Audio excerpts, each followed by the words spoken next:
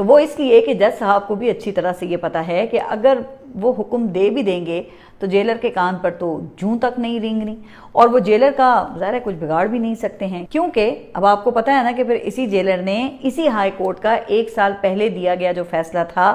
وہ ردی کی ٹوکری میں ڈال رکھا ہے، جس کے تحت عمران خان سے ہفتہ وار 2 ملاقاتوں کی اجازت دی گئی تھی۔ لہٰذا جج صاحب نے پھر اسی میں عافیت سمجھی کہ سسٹم کو سمجھنے کے لیے مزید وقت لیں کہ آخر عمران خان سے یہ سسٹم چاہتا کیا ہے۔ تو اب اس سنگین صورتحال میں عمران خان سے پھر فیملی کی جو ملاقاتیں ہیں وہ کیسے بحال ہوں گی، اور عمران خان کو فیملی فزیشین کی موجودگی میں علاج کی جو سہولت ہے وہ کب دی جائے گی۔ اڈیالہ جیل کے سپرنٹینڈنٹ نے یہ اعتراض لگایا کہ ملاقات کے بعد بشرا بی بی کی بیٹی سیاسی گفتگو کرتی ہیں اور ان کی بہن مریم وٹو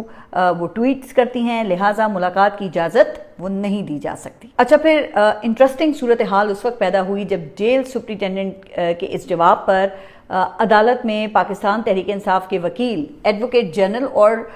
جج کے درمیان مکالمہ ہوا، جس سے پھر یہ بات کھل کر سامنے آ گئی کہ عمران خان سے جڑے کسی بھی معاملے پر موجودہ عدالتوں کے پاس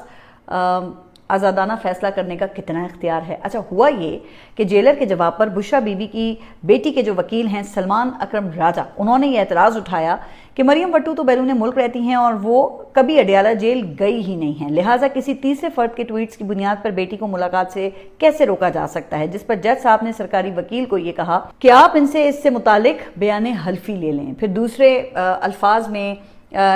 اس بات کی تحریری ضمانت یعنی کہ لے لیں کہ آئندہ کوئی سیاسی ٹویٹ نہیں ہوگا، لیکن سرکاری وکیل نے بجائے اس اعتراض کو دور کرنے کے وہ فوراً سسٹم کو ڈھال بنا لیا اور پھر وہ آئیں بائیں شائیں کرنے لگے کہ ہم نے ہمیشہ کے لیے پابندی نہیں لگائی ہے، جیل میں